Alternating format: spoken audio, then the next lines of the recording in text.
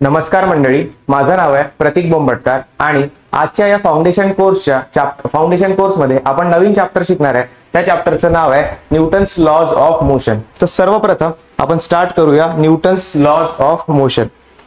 बघा, Newton's lodge of motion मध्ये आपल्याला या चॅप्टरला आपण तीन याच्यात शिकणार आहे। तीन व्हिडिओज मध्ये कव्हर करण्याचा प्रयत्न करू।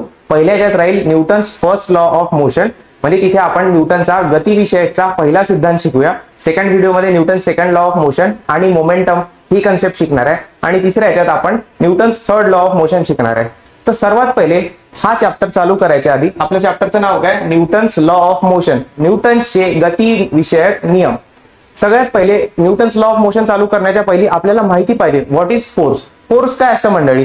फोर्स म्हणजे सर्वप्रथम आपण इथे बघू शकतो। मला सांगा, या पिक्चर्स दिसतंय तुम्हाला, फर्स्ट पिक्चर आहे, सेकंड पिक्चर आहे आणि थर्ड पिक्चर आहे। याच्यात काय दिसतंय की सगळ्यात पहिल्या पिक्चर मध्ये त्या गाडीला तो माणूस लोटतोय पुढे। सेकंड पिक्चर मध्ये आपल्याला काय दिसतंय की तो कुत्रा आहे, कुत्र्याला आणि तो लहान मुलगा त्या कुत्र्याला ओढण्याचा प्रयत्न करतोय, काहीतरी फोर्स लावतोय। सिमिलरली हा फुटबॉल आहे, फुटबॉलला तो एक मुलगा किक करतोय, फुटबॉलला काय करतोय? एक मुलगा किक करतोय। या तीन पिक्चर्स मधनं आपल्याला काय आढळून येतं की बाबा, जर असं फॉर एक्झाम्पल आपण केलं की मला ती गाडी हलवायची आहे, पण हा माणूस काय की ती गाडीला पाहून राहिला, फक्त पाहल्या आणि त्याने गाडी पुढे चालते असा जर विचार केला तर ती गाडी पुढे जाईल का? नाही। किंवा त्या कुत्र्याला फॉर एक्झाम्पल ते कुत्रं त्या मुलाला रेजिस्ट करतंय, पण त्यांनी तो ओढण्याचा प्रयत्नच नाही केला, फोर्स नाही लावला त्याला, तर ते कुत्रं पुढे जाणार आहे का? नाही। म्हणजेच काय, आपण डेफिनेशन लिहू शकतो फोर्सची, इट इज द पुश। इथे लिहिलेली आहे definition, it is the push. Push म्हणजे काय? तर ढकलणे or pull on the object which is required to bring the change in state of the object। म्हणजे फोर्सचा अर्थ काय आहे की it can be a push or a pull which is required। कशासाठी रिक्वायर्ड आहे? to bring the change in state of the object। to bring काय करायचं आहे आपल्याला? change in state of the object। Sir, change in state of the object म्हणजे काय असतं sir? Sir, change in state of the object म्हणजेच आपल्याकडे दोन टाईपचे स्टेट असतात। सर, कोणत्या स्टेट्स असतात? मी म्हटलं it is required to change in state of the object म्हणजेच काय, पहिली स्टेट असते आपली स्टेट ऑफ रेस्ट, आणि म्हणजेच काय सर? स्टेट ऑफ रेस्ट म्हणजे हा ऑब्जेक्ट फॉर एक्झाम्पल इथे एक ऑब्जेक्ट आहे, लेट्स से याचा मास आहे, मी सांगितलं तुम्हाला m आहे। हा ऑब्जेक्ट इथेच कंटिन्युअसली इथेच बसून आहे, म्हणजेच काय, हा ऑब्जेक्ट रेस्ट वरती आहे। मी असं म्हणू शकतो का ऑब्जेक्ट रेस्ट वरती आहे म्हणजे या ऑब्जेक्टची व्हेलॉसिटी, याची व्हेलॉसिटी काय आहे सर? 0 आहे। नेक्स्ट दुसरी स्टेट काय असू शकते? State of uniform motion. Let's say ही माझी गाडी आहे, ही गाडी कंटिन्युअसली v या व्हेलॉसिटीनी पुढे जाते, म्हणजेच काय, ही मोशन मध्ये म्हणजे स्टेट ऑफ एक तर रेस्ट असू शकता, या केस मध्ये स्टेट ऑफ रेस्ट आणि स्टेट ऑफ मोशन। सो आपला फोर्स काय आहे? फोर्स बेसिकली काय आहे? बेसिकली की इट इज द पुश और pull required to change in state of rest और स्टेट ऑफ मोशन। इथपर्यंत प्रत्येकाला क्लिअर आहे? आता मी इथे बघा वरती लिहिलेलं आहे, it is a two body interaction. याचा अर्थ काय होतो सर? बघा, it is a two body interaction याचा अर्थ असा होतो, लेट्स से बघा फॉर एक्झाम्पल माझ्याकडे एक हा बॉडी आहे, या बॉडीचं मास आहे m, दुसरी बॉडी आहे, या बॉडीचं मास सुद्धा आहे m। मी काय सांगितलं पहिल्या डेफिनेशन मध्ये? इट इज अ पुश और पुल। लेट्स से दिस, हा मुलगा या बॉक्सला ढकलण्याचा प्रयत्न करून राहिला, हा बॉक्स दिसतोय प्रत्येकाला, या बॉक्सला हा मुलगा ढकलण्याचा प्रयत्न करून राहिला, म्हणजेच काय करून राहिला तो? पुश। सिमिलरली पुश, पुश, आणि या केस मध्ये तो मुलगा त्याला ओढण्याचा प्रयत्न करून राहिला। लेट्स से हा बॉक्स आहे मोठा फॉर एक्झाम्पल, याला एक दोरी बांधलेली आहे मी आणि तो पुल करण्याचा प्रयत्न करून राहिला। सो या केस मध्ये तो काय करून राहिला? पुल करण्याचा प्रयत्न करून राहिला। मग सर, हे तर पुश आणि पुल क्लिअर झाला आम्हाला, मग it is a two body interaction असं का लिहिलेलं आहे? बघा इकडे, ही फर्स्ट बॉडी आपली, हा बॉय म्हणजे ही फर्स्ट बॉडी आहे, आणि हा बॉक्स किंवा हा ऑब्जेक्ट ही सेकंड बॉडी आहे। बघा, दोन बॉडीज आहे, दोन बॉडीज मधलं इंटरॅक्शनला आपण फोर्स म्हणतो। It can be either a push or a pull. कशासाठी गरजेचं आहे sir? To change the state of rest किंवा स्टेट ऑफ युनिफॉर्म मोशन। आता आपण दोन स्टेट बघितल्या, एक तर तो ऑब्जेक्ट रेस्ट वरती असू शकतो, एक तर तो युनिफॉर्म मोशन मध्ये मूव्ह करू शकतो। So to change the object, to change the state of rest और स्टेट ऑफ युनिफॉर्म मोशन, आपल्याला फोर्सची गरज पडते. सेकंड पॉइंट काय शिकलो आपण की it is a two body interaction. नेहमी दोन बॉडीज फोर्स लागायचा असेल तर नेहमी दोन बॉडीज गरजेच्या असतात. Let's say this is your first body, this is your second body. इथपर्यंत क्लिअर आहे. याच्यानंतर आपण जाऊयात फोर्स. आता फोर्सेसचं क्लिअर झालं आपल्याला. It is a push or a pull on the body which is required to change काय द स्टेट ऑफ रेस्ट वरती असेल तर त्याला मोशन मध्ये आणण्याचा प्रयत्न करायचा आहे. त्याच्यासाठी आपण एक फोर्स लावू किंवा एखादी बॉडी कंटिन्युअसली युनिफॉर्म मोशन मध्ये जर चालत असेल त्याचं जर डायरेक्शन किंवा त्याची जर मोशन चेंज करायचं असेल तर आपण फोर्स लावू. बरं फोर्स जर क्लासिफाय करू शकतो का सर आपण? हा सर, फोर्सेसला आपण वेगळ्या वेगळ्या पद्धतीने कॅटेगराइज करू शकतो. कसं सर? बघा, पहिलं कॅटेगरायझेशन केलेलं आहे मी on the basis of contact between two bodies. आता काय शिकलो आपण? It is a two body interaction. So between that two bodies, आपल्या ह्या दोन bodies, between this two bodies जर कॉन्टॅक्ट प्रेझेंट असला तर त्याला आपण म्हणू कॉन्टॅक्ट फोर्स. आणि बिटवीन दिस टू बॉडीज जर कॉन्टॅक्ट प्रेझेंट नसला तर आपण त्याला म्हणू नॉन कॉन्टॅक्ट फोर्स. एक्झाम्पल्स बघा, कॉन्टॅक्ट फोर्स म्हणजे काय? Let's say muscular force. For example first आहे तो बॉडी बिल्डर काय करतोय? बॉडी बिल्डरनी ते वेट घेतलंय आणि वेट पकडलेल्या हातात आणि त्याला उचलून राहिला, खाली ठेवून राहिला, उचलून राहिला हातात. आणि फॉर एक्झाम्पल सेकंड बॉडी मध्ये तुमचं ते वेट आहे त्याच्यात कॉन्टॅक्ट प्रेझेंट आहे, हा इथे कॉन्टॅक्ट प्रेझेंट आहे. So it is a contact force. Similarly second याच्यात तो काय करून राहिला? एक मुलगा विहिरीतनं पाणी काढून राहिला. सो इथे काय मेकॅनिकल फोर्स, त्या रोपचा फोर्स, रोप वरती फोर्स लावून राहिला तो. आणि सिमिलरली इथे पुली दिलेली आहे. सो इथे कॉन्टॅक्ट फोर्स आहे. तिसरा एक्झाम्पल आहे बघू शकतो आपण की frictional force. Sir frictional force कसं? फ्रिक्शनल फोर्स बेसिकली काय असतो? तुम्ही आतापर्यंत जे पण चालतोय ना, आपण पायाने चालतोय जमिनीवरती, हे बेसिकली फ्रिक्शन फोर्समुळे. जर फ्रिक्शन फोर्स नसता तर आपण चालू शकलो नसतो. सर कसं? फ्रिक्शन फोर्सचं काम काय असतं? फॉर एक्झाम्पल माझी ही बॉडी आहे, लेट्स से फॉर एक्झाम्पल माझी ही बॉडी आहे. चला, एक एम मासचा ब्लॉक आहे. याला जर पुढे जायचं असेल तर फ्रिक्शन काय करतो? फ्रिक्शन त्याला अपोज करतो आणि अपोजिट डायरेक्शन मध्ये फोर्स लागतो. याला म्हणतो आपण फोर्स ऑफ फ्रिक्शन. काय म्हणतो रे? Force of friction. So basically it is a contact force. आपण काय होतो? पॉइंट काय होता? It is a contact force. बघा, हा पहिली बॉडी आणि ग्राउंड म्हणजे इथे दुसरी बॉडी. सो फर्स्ट बॉडी आणि सेकंड बॉडी मध्ये कॉन्टॅक्ट आहे. जर कॉन्टॅक्ट प्रेझेंट असले तर त्याला आपण काय म्हणू? Contact force. सो फर्स्टली आपण कॅटेगराइज केलं फोर्सेसला कॉन्टॅक्ट फोर्स आणि सेकंडली आपण कॅटेगराइज करू त्याला non contact force. Non contact force म्हणजे काय? त्या दोन बॉडीज मधले ज्या पण इंटरॅक्शन होते, ज्या दोन बॉडीज मध्ये इंटरॅक्शन होते त्यांच्यामध्ये कॉन्टॅक्ट प्रेझेंट असेल का? सर त्यांच्यामध्ये कॉन्टॅक्ट प्रेझेंट नसेल. एक्झाम्पल, मॅग्नेट प्रत्येकाने पाहिले, लहानपणी आपण खेळतो ना मॅग्नेट. ते नसतं का छोटे छोटे लोहचुंबक? मॅग्नेट म्हणजेच काय? लोहचुंबक. फॉर एक्झाम्पल माझ्याकडे बघा, इथे फिगर मध्येच दिलेलं आहे आयर्न नेल्स, म्हणजे काय खिळे ठेवलेले आहेत माझ्या हातावरती. आणि मी काय केलं? दुरून एका साईडने मॅग्नेट आणलं. सो काय होईल? तुम्हाला दिसेल की हे आयनचे जे खिळे आहेत, सो खिळे काय होणार आहेत? त्या मॅग्नेटकडे अट्रॅक्ट होणार आहे. सर पण या खिळ्यांमध्ये आणि मॅग्नेटमध्ये फोर्स ऑफ अट्रॅक्शन आला कुठून? कॉन्टॅक्ट होता का त्याच्यात? नाही. सर हा मॅग्नेटिक फोर्सचा एक्झाम्पल आहे. सो इथे बघा, इथे लिहिलेला आहे मॅग्नेटिक फोर्स. कॉन्टॅक्ट आहे का त्या दोन ऑब्जेक्ट्स मध्ये? लेट्स से हा फर्स्ट बॉडी होती तुमची आणि हा फर्स्ट ऑब्जेक्ट होता, white pen, this is second object. सो या दोन ऑब्जेक्ट मध्ये कॉन्टॅक्ट होता का तुमचा? नाही. पण तरी फोर्स होता कोणता तरी. नेक्स्ट, प्रत्येकाने लहानपणी हे एक्सपेरिमेंट केलं असेल. काय सर? आपण भांग पाडतो, कंगवा असतो प्रत्येकाकडे आणि लहानपणी पुस्तकांचे छोटे छोटे फॉर एक्झाम्पल एक पेज फाडलं मी, छोटे छोटे तुकडे केले आणि सिमिलरली तो माझा कंगवा जो दुसरा घेतला हातात, कोंब केलं थोडंसं आणि ते काय केलं? फॉर एक्झाम्पल इथे ते पेपरचे चीट्स ठेवलेले आहेत आणि कंगवा त्याच्याजवळ घेऊन गेलो. तर तुम्हाला जाणवेल की ते पेपरचे चिट्स त्याच्यावरती अट्रॅक्ट होण्याचा प्रयत्न करायला. लेट्स से दिलेले आहेत. फॉर एक्झाम्पल हे पेपरचे चिट्स आहे आणि हा कंगवा आहे. सो पेपरचे चिट्स त्या कंगव्याकडे अट्रॅक्ट होण्याचा प्रयत्न करतील. हे का बरं होईल sir? Sir it is because of electrostatic force. फक्त सध्या नाव लक्षात ठेवा. तुम्हाला गरजेचं हे आहे की तो कॉन्टॅक्ट फोर्स आहे की नॉन कॉन्टॅक्ट फोर्स आहे हे फक्त कॅटेगराइज करता आलं पाहिजे. सो इथे कॉन्टॅक्ट होता का दोघांमध्ये? कॉन्टॅक्ट होता का दोघांमध्ये? नाही. पण अट्रॅक्शन झालं म्हणजेच काय? फोर्स होता ना एका प्रकारे, म्हणजेच काय? It is a non contact force. दुसरी गोष्ट, आता सर हा पेन आहे, ठीक आहे. काय झालं? पेन काय झालं? पेन खाली पडला. का बरं खाली पडला पेन? पेन सर खाली पडला का? कारण की आपली पृथ्वी काय करते? एक ग्रॅव्हिटेशनल फोर्स ऑफ अट्रॅक्शन प्रत्येक बॉडीला स्वतःकडे अट्रॅक्ट करण्याचा प्रयत्न करते. ही आपली गोल पृथ्वी काय करते? प्रत्येक बॉडीला, फॉर एक्झाम्पल ही अर्थ आहे,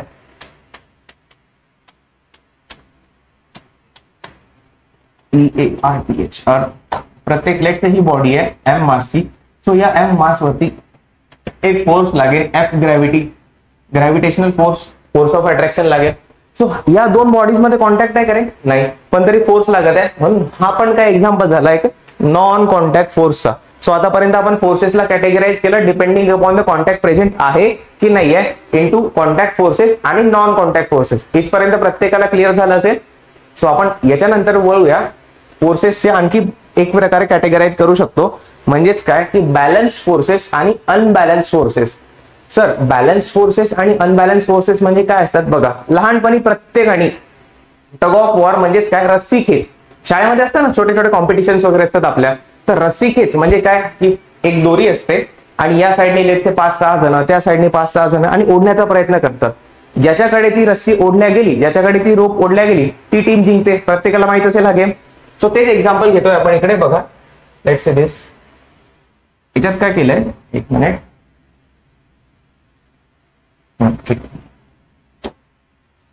एक ए हा फॉर एक्झाम्पल ए स्टुडंट आहे आणि बी स्टुडंट आहे. हे दोघं जण काय करून राहिले, सेम फोर्स अप्लाय करून राहिले. लेट्स से की या ए स्टुडंटनी याच्यावरती 100 न्यूटनचा फोर्स अप्लाय केला.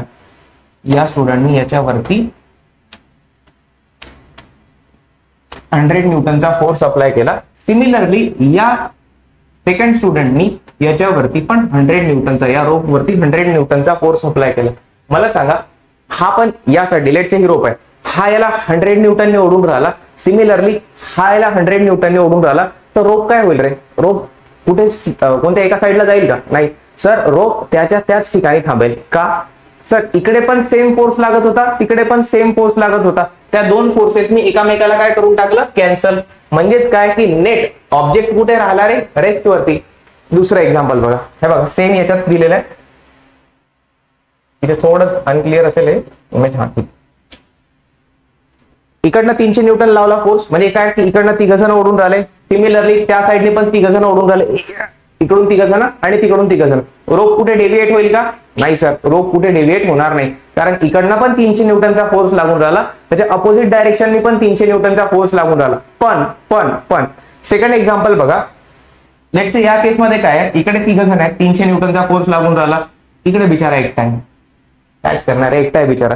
सो मला सांगा नेट फोर्स कुठे लागेल रे, नेट जिंकेल कोण, पहिली गोष्ट ते सोडा, नेट फोर्सचं सोडा, जिंकेल कोण. ऑफकोर्स 3 जण जिंकणार आहे. तो एकटा बिचारा काय करणार आहे बघा, कसा हतबल झालेला आहे. हे 3 जण उडणार आहे आणि तो बिचारा काय एकटा किती उडणार आहे ना.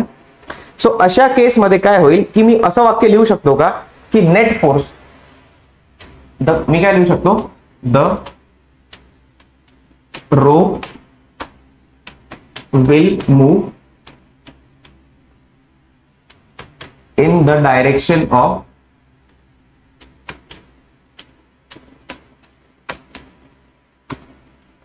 Net force.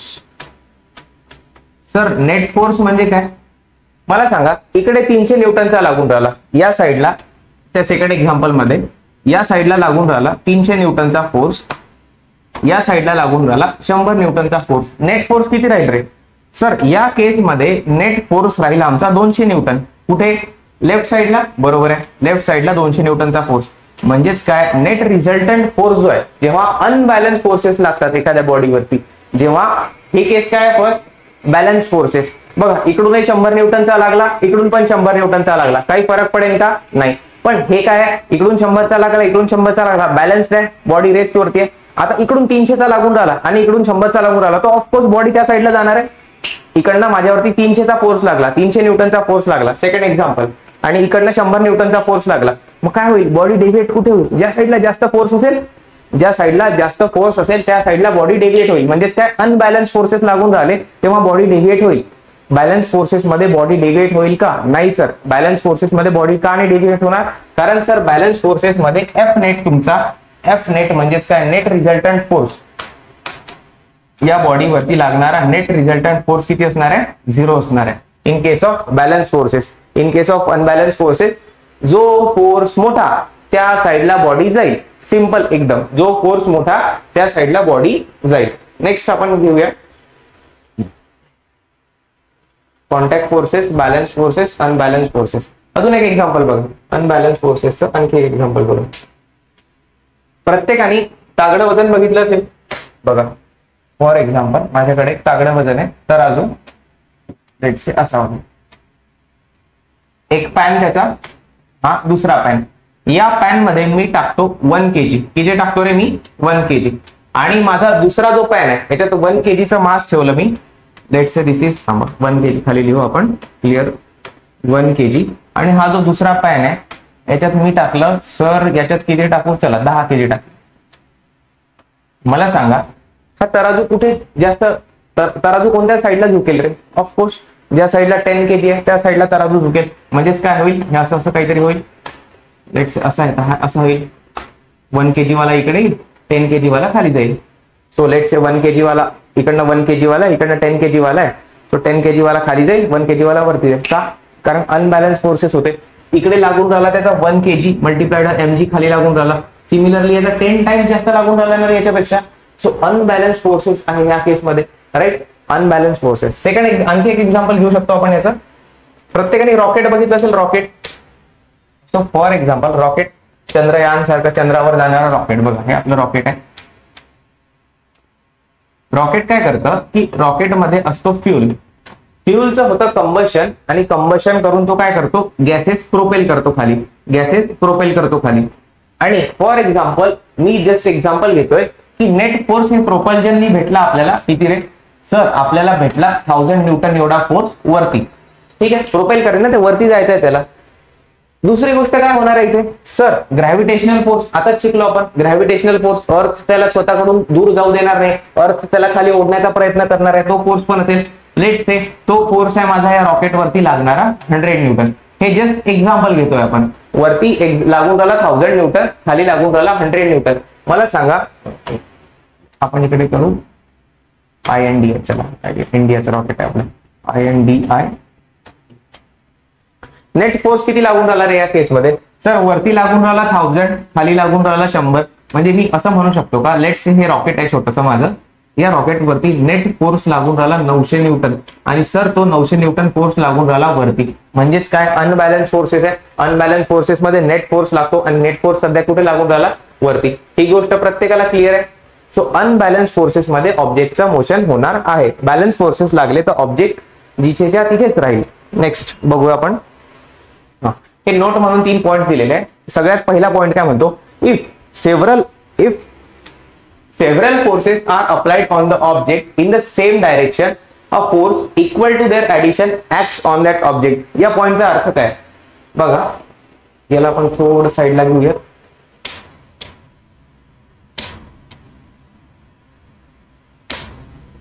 एक बॉडी आहे, पहिला पॉइंट काय म्हणतो आपला? एक बॉडी आहे, लेट्स से m मासची. If several forces acts on the object in same direction, let's say ही डायरेक्शन आहे, या डायरेक्शन मध्ये माझा 100 न्यूटनचा फोर्स लागून राहिला, आणि याच डायरेक्शन मध्ये माझा 200 न्यूटनचा फोर्स लागला. सो मी काय म्हणू शकतो, नेट फोर्स या बॉडीवरती ऍक्ट किती होऊन राहिला? सर नेट फोर्स या बॉडीवरती, लेट्स से m मासची बॉडी होती, याच्यावरती 300 न्यूटनचा फोर्स नेट ऍक्ट करून राहिला. का?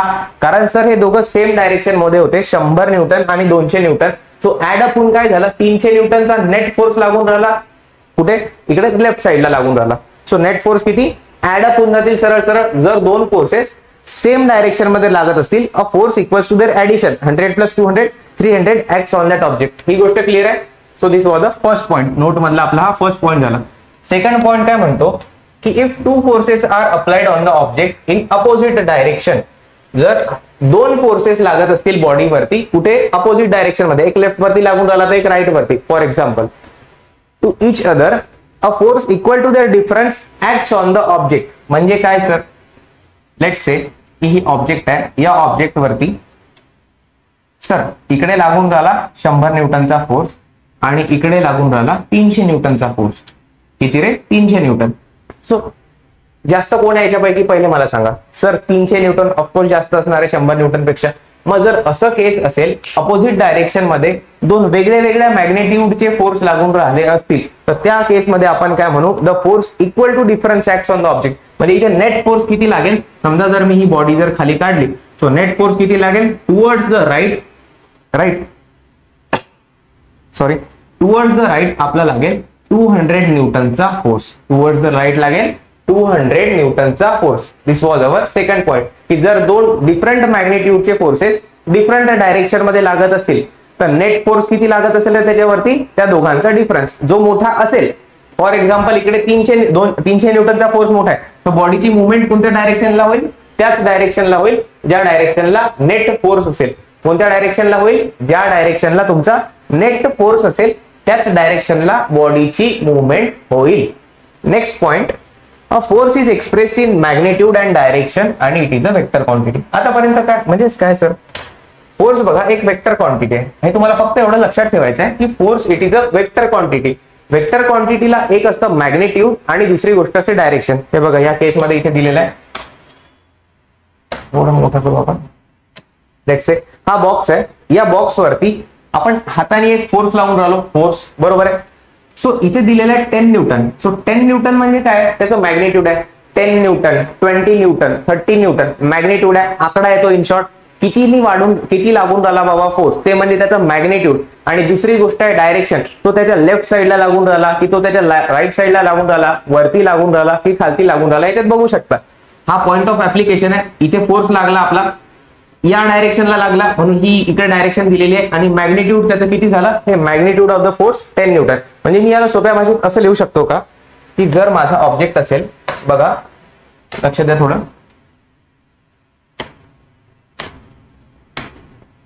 कुठे गेला,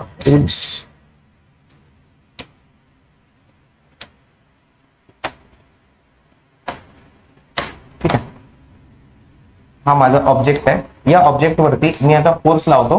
बघा ग्राउंड वरती ठेवलेला आहे, त्याला आपण असं रिप्रेझेंट करतो. सो याच्यावरती जर मी फोर्स लावला फॉर एक्झाम्पल 100 न्यूटन. सो माझं 100 काय डिनोट करते, इथे 100 डिनोट करते इट इज अ मॅग्निट्यूड. कितीचा फोर्स लागला, किती मॅग्निट्यूडचा फोर्स लागला, 100 न्यूटनचा फोर्स लागला की 200 न्यूटनचा फोर्स लागला की 2 न्यूटनचा फोर्स लागला. सो दिस हे काय डिनोट करते, माझं मॅग्निट्यूड. आणि कुठे लागला, फॉर एक्झाम्पल हा एरो जो दाखवून राहिला तुम्हाला की सर हा 100 न्यूटनचा फोर्स याच्यावरती राईट साईडला लागला, म्हणजे ही काय डिनोट करते रे, त्याची डायरेक्शन. काय डिनोट करते, डायरेक्शन.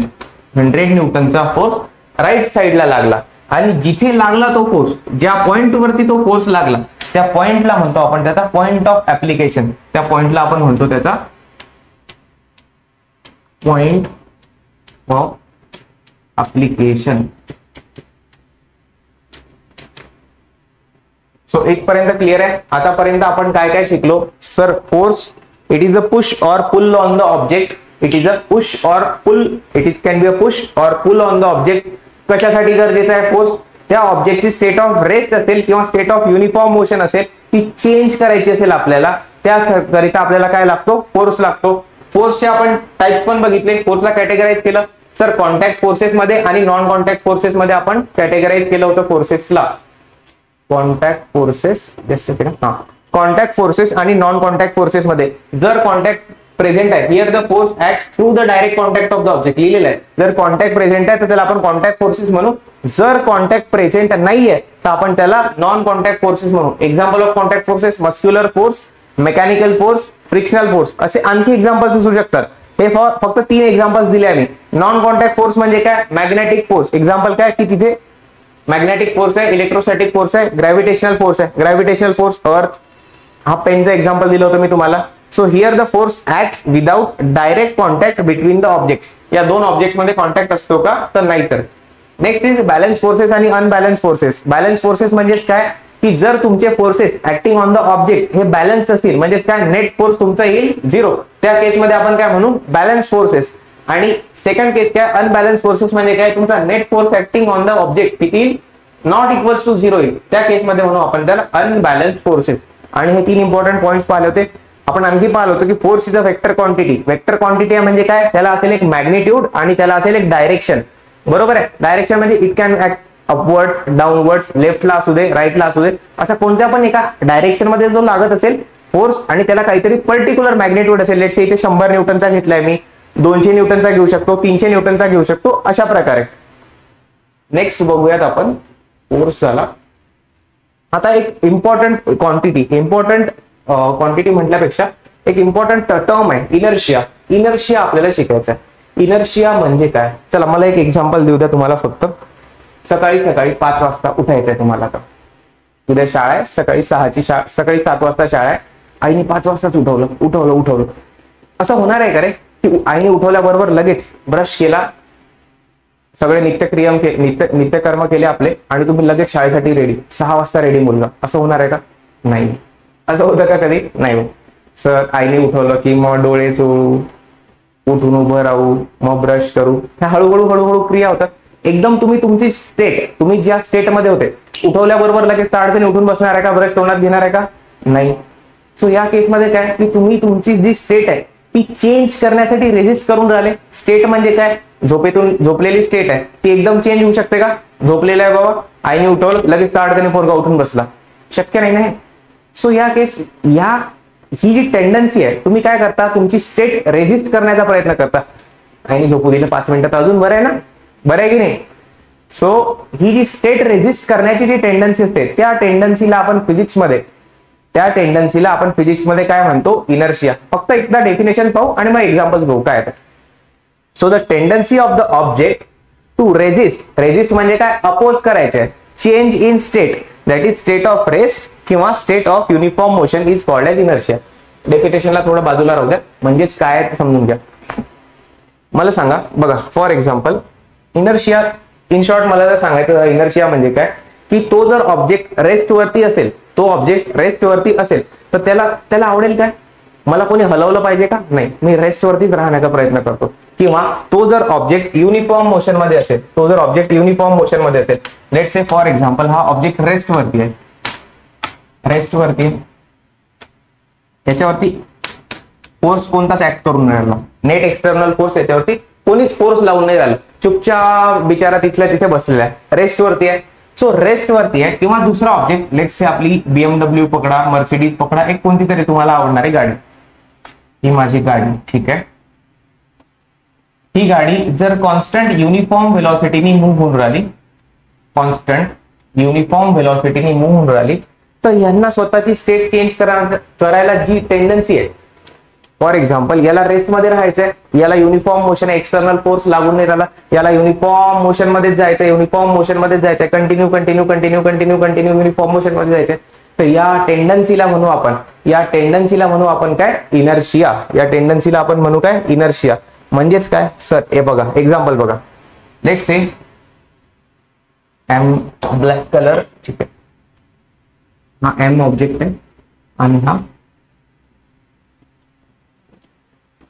100 मासचा ऑब्जेक्ट आहे. एम आहे आणि तो 100 टाइम्स एम मासचा ऑब्जेक्ट आहे. मला सांगा याच्यावरती जर मी एक फोर्स लावला, छोटूसा फोर्स,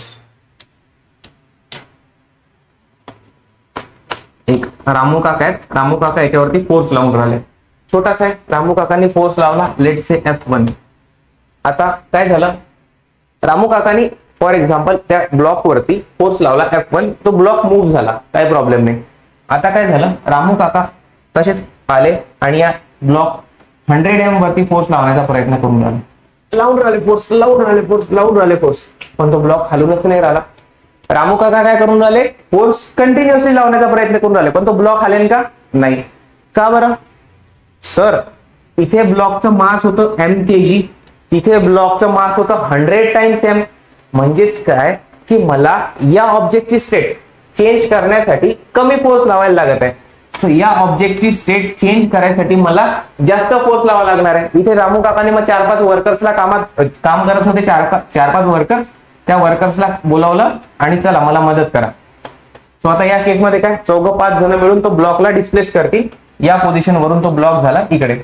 म्हणजेच काय की या केसमध्ये जितकं जास्त मास, फॉर एक्झाम्पल याचं मास होतं m, याचं मास होतं example 100M.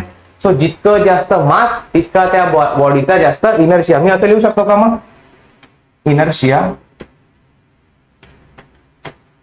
Is directly proportional to mass. चला हे समजलं नसेल तर साधी एक गोष्ट पहा बघा, लक्ष द्या. इरेझर आहे, छोटंसं इरेझर, अप्सरा इरेझर पेन्सिलचं, ठीक आहे. मी काय करतो, एक फोर्स लावतो माझ्या एका बोटाने आणि या इरेझरला डिस्प्लेस करतो. झालं इरेझर डिस्प्लेस, पडलं तिथं, ठीक आहे. इरेझर झाला डिस्प्लेस, प्रत्येकाला कळलं. आता सेम मोठा ट्रक आहे, इथे माझ्याकडे मोठा ट्रक आहे. या ट्रकला मी बोटाने पुश जरी केलं, किती जरी पुश केलं तरी हा पुश होणार आहे का रे? हलणार आहे का? एवढी तरी जागा चेंज करणार आहे का? नाही. म्हणजेच काय की ज्या बॉडीचं मास जितकं जास्त त्या बॉडीचा इनर्शिया तितकाच जास्त. म्हणजेच काय की तिच्या स्टेट ऑफ रेस्ट किंवा स्टेट ऑफ युनिफॉर्म मोशनला रेजिस्ट करणार आहे. तिला रेस्ट वरती असेल तर रेस्ट वरतीच राहायचंय. ती जर युनिफॉर्म मोशन परफॉर्म करत असेल तर युनिफॉर्म मोशनच परफॉर्म करत असणार आहे. सो या टेंडन्सीला आपण काय म्हणतो? बॉडीच्या इनर्शिया. या टेंडन्सीला काय म्हणतो आपण? इनर्शिया. जिथे आहे तिथेच राहण्याचा प्रयत्न करायचा आहे तिला. आणि जर तुम्ही तो चेंज करण्याचा ट्राय केलं, तर तुम्हाला लावावं काय लागेल? Externally force. बघा, रामू काका जर नसते या फ्रेम मध्ये रामू काका नसते तर बॉडी माझी एम मासची तिथे ठेवलेली आहे. फॉर एक्झाम्पल चला रामू काकांना आपण काढून टाकू इथून. चला रामू काका बाजूला, तुम्ही रामू काकाला काढून टाकू. आता बॉडी इथे रेस्टवरती आहे, तर रेस्टवरतीच राहण्याचा प्रयत्न करेल. ती स्वतःहून हलणार आहे का? इथून इकडे गेली, इथून इकडे गेली, इथून इकडे गेली, इथून इकडे गेली? नाही. ही काय झाली? हा काय झाला? बॉडीचा इनर्शिया. आणि हा इनर्शिया चेंज करायसाठी आपण काय केलं होतं? इनर्शिया चेंज करायसाठी आपण लावला होता फोर्स, बरोबर आहे. आणि फोर्स लावल्यानंतर बॉडी काय करेल? रेझिस्ट करेल. सो ती रेझिस्ट करण्याची टेंडन्सी एकदम बॉडी सरकेल का? नाही. बघा ना, इथे एम मासची बॉडी, इथे 100 एम मासची बॉडी. सो एकदम चेंज होईल का तो? तर नाही. एकदम रेझिस्ट त्या बॉडी काय करेल? रेझिस्ट करण्याचा प्रयत्न करेल. सो ती टेंडन्सी ऑफ द ऑब्जेक्ट, ती रेझिस्ट करण्याची टेंडन्सीला आपण काय म्हणतो? इनर्शिया. बरं सर, इनर्शिया आम्हाला कळाला. आता इथून फक्त पुढे एक लक्षात घ्यायचं आहे की इनर्शिया हे 3 टाइप्सचे असतात. इनर्शिया आपले असतात 3 टाइप्सचे असतात. छोटे छोटे घरगुती एक्झाम्पल्स घेणार आहे आपण आणि समजणार आहे इनर्शिया कोणत्या कोणत्या टाइप्सचे असणार आहे. तो टाइप्स ऑफ इनर्शिया मध्ये फर्स्ट आहे आपला इनर्शिया ऑफ रेस्ट. रेस्ट समजल्यानंतर तुम्हाला काहीतरी वाटते का रे? असं कळतं का थोडंसं काहीतरी? इनर्शिया ऑफ रेस्ट आहे म्हणजे काय? ऑब्जेक्ट रेस्ट वरती असेल आणि ऑब्जेक्टला रेस्ट वरतीच राहण्याचं आहे. जिथे जसा आहे ऑब्जेक्ट तिथे राहण्याचा प्रयत्न करणार आहे. एक्झाम्पल बघा, डेफिनेशन सांगते काय पहिले? Definition: it is the tendency of the body by the virtue of which it is unable to change its state by itself. स्वतःच्या मताने स्टेट, ज्या स्टेट मध्ये होती ती रेस्ट मध्ये, ती चेंज करण्याचा प्रयत्न केला तरी तिने ती करू शकते का? नाही. त्यालाच म्हणतो आपण inertia of rest. Example inertia of रेस्टचं. चला हे एक्झाम्पल, हा व्हिडिओ, हे लेक्चर झाल्यानंतर तुम्हाला एकदा हे एक्झाम्पल प्रत्येकाला ट्राय करून बघायचं आहे. काय की एक ग्लास घेतला मी, ग्लास वरती सरळ सरळ एक कार्डबोर्ड ठेवला, त्याच्यावरती कॉइन ठेवला आणि क्विकली काय केलं मी? हा कार्डबोर्ड ओढून घेतला. तर तुम्हाला असं जाणवेल की तो कॉइन जाऊन दडकन त्या ग्लासमध्ये पडून जाईल. कॉइन कुठे पडेल? सरळ त्या ग्लासमध्ये. आणि हेच जर तुम्ही हळूहळू केलं, म्हणजेच काय की तुम्ही त्याला वेळ दिला ना, इनर्शिया चेंज व्हायला वेळ दिला. सो त्या केसमध्ये ते होईल का? नाही. सो या केसमध्ये काय होईल? Inertia of rest. जर तुम्ही क्विकली ते कार्डबोर्ड काढून घेतलं तर बॉडीची टेंडन्सी काय? त्या कॉइनची टेंडन्सी आहे काय? मी इथे आहे तर मला इथेच राहायचंय, इथेच राहायचंय. सो पटकन क्विकली जर तुम्ही तो कार्डबोर्ड काढून घेतला तो कॉइन कुठे जाऊन पडेल? सरळ ग्लासमध्ये जाऊन पडेल. सेकंड एक्झाम्पल बघा, प्रत्येकाने बघितलं असेल की आई वगैरे आपली काय करते की आपल्या ज्या घडवणच्या असतात, सेकंड एक्झाम्पल आहे राईट,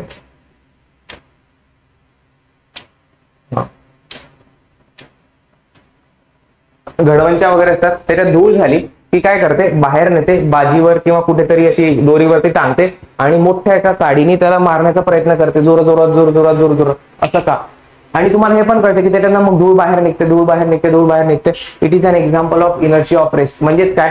फॉर एक्झाम्पल हा तो गालीचा आहे किंवा फॉर एक्झाम्पल ही ती चादर आहे. जेव्हा तुम्ही याच्यावरती ती काडी हिट करता तो डस्ट पार्टिकल्सचा काय? इनर्शिया ऑफ रेस्ट आहे. इनर्शिया ऑफ रेस्ट मध्ये काय? ते डस्ट पार्टिकल्स, आतमध्ये डस्ट पार्टिकल्स त्यांना त्याच पोझिशन वरती राहायचंय, डस्ट पार्टिकल्सला तिथेच राहायचंय. तुम्ही जेव्हा याला पुश करता तर चादर तर सरकली पण डस्ट पार्टिकल तिथेच आहे आणि मग ते खाली पडतील सरळ.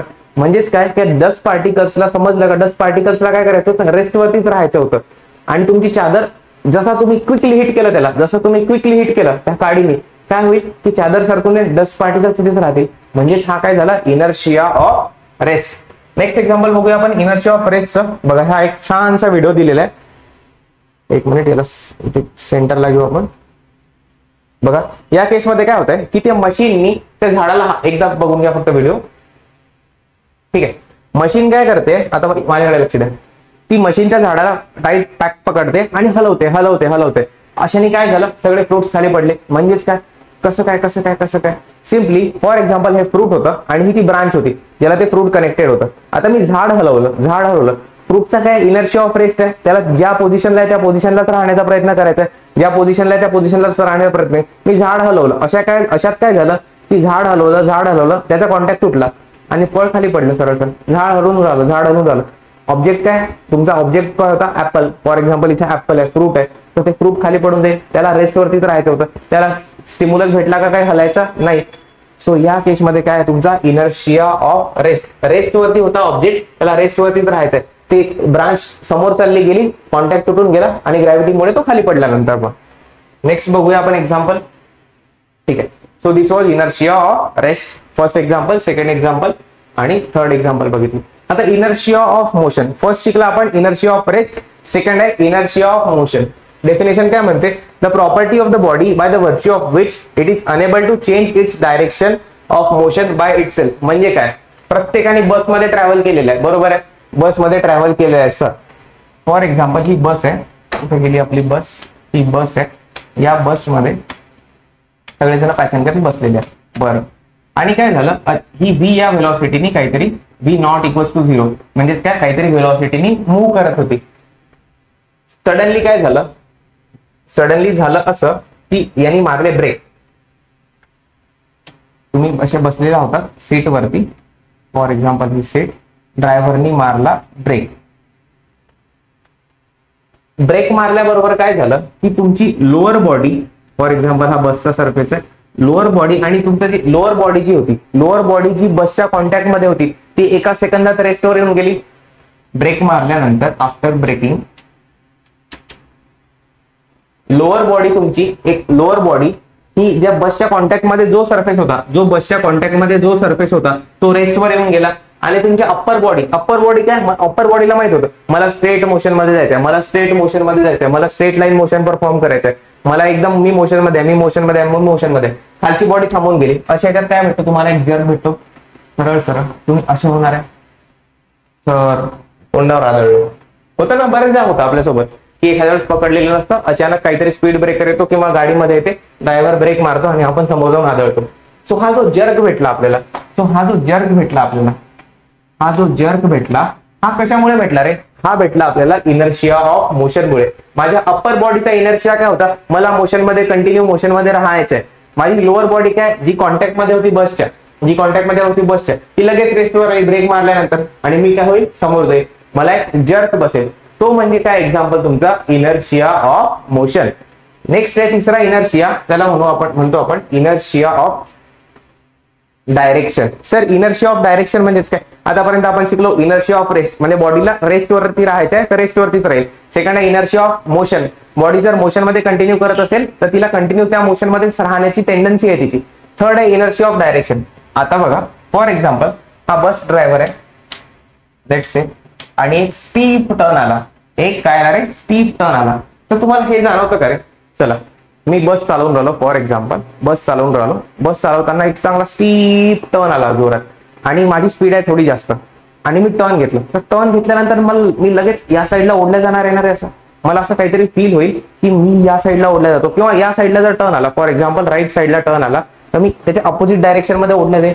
असं का होतं सर, असं का होतं बेसिकली की फॉर एक्झाम्पल हा टर्न वरती जर तो ड्रायव्हर असा चाललाय तर ते सगळे लोक या साईडला ओढल्या जातील, असं का होतं sir, it is because of inertia of direction.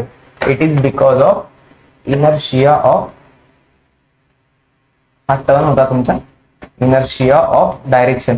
म्हणजेच काय की त्या मला काय माझ्या बॉडीला माहिती होतं की मला या स्ट्रेट डायरेक्शन मध्ये जायचं, आणि अचानक टर्न आला तर माझी लोअर बॉडी, माझी जी बॉडी कॉन्टॅक्ट मध्ये होती सरफेसच्या, ती तर टर्न होऊन गेली, पण माझी अप्पर बॉडी काय, तिला तर जर्क भेटलाय, सो तिला एक आउटवर्ड जर्क भेटला. नेक्स्ट दुसरं एक्झाम्पल बघू आपण की फॉर एक्झाम्पल या कारमध्ये एक पेंडुलम टाय केलेलं आहे. पेंडुलम म्हणजे काय, सरळ एक मी स्ट्रिंग टाय केली आणि त्याला खालून एक बॉब टाय करून दिला, बॉब किंवा एखादा बॉल, चला चेंडू प्रत्येकाला माहिती आहे, आणि ही टर्न घेऊन राहिली गाडी, असं. तो स्ट्रेट लाईन मोशन नंतर अशी स्ट्रेट गेली आणि एक टर्न आला असा. तर टर्न आल्यानंतर तुम्हाला हे कळतं का की याच्यावरती या साईडला फोर्स लागणार आहे आणि सरळ त्यामुळे ही बॉडी काय होणार आहे, इकडे साईडला टिल्ट होणार आहे. फॉर एक्झाम्पल अशी जात होती, मी असा टर्न घेतला तर मी या साईडला टर्न होणार आहे. हे कळलं का तुम्हाला? हे का होतं? हे बेसिकली होतं तुमचं इनर्शिया ऑफ डायरेक्शन. सो आतापर्यंत आपण काय काय शिकलो? इनर्शिया म्हणजे काय? It is the tendency of the body to resist, oppose करायचं त्याला. कशाला? Change in state of rest किंवा स्टेट ऑफ युनिफॉर्म मोशन. या टेंडन्सीला म्हटलं होतं आपण इनर्शिया. या टेंडन्सीला म्हटलं होतं आपण इनर्शिया. आता फर्स्ट लॉ ऑफ मोशन वरती न्यूटनच्या 1-2 मिनिटं फक्त लक्ष द्या. Newton's first law of motion काय सांगतो आपल्याला? यालाच म्हणतो आपण लॉ ऑफ इनर्शिया. यालाच काय म्हणतो आपण? Law of inertia. तर याला लॉ ऑफ इनर्शिया का म्हणतो? करतो एक्सप्लेन. 1 मिनिट बघा. तर स्टेटमेंट म्हणतं न्यूटन्स फर्स्ट लॉ ऑफ मोशनचं, the body continues to B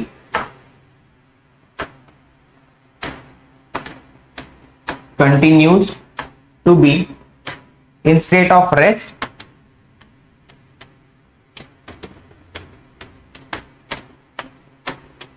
or uniform motion until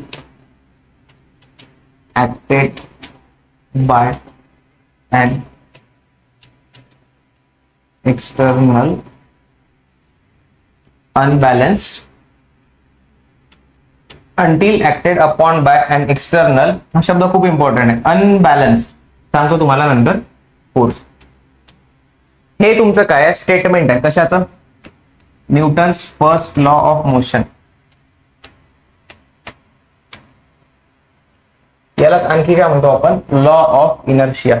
आतापर्यंत आपण काय शिकलो? इनर्शिया म्हणजे काय? की बॉडीला त्याची स्टेटमध्ये, ज्या स्टेटमध्ये आहे त्या स्टेटमध्ये राहण्याचा प्रयत्न करते बॉडी. आणि Newton's first law of motion काय म्हणतो? The body continues to be in the state of rest or uniform motion until acted by. जोपर्यंत एक्सटर्नली फोर्स लागत नाही बॉडीवरती, जोपर्यंत बॉडीवरती एक्सटर्नली फोर्स लागत नाही. लेट्स से ही बॉडी आहे आणि आपली मगाची मर्सिडीज. कुठे गेली मर्सिडीज? हा, लेट्स से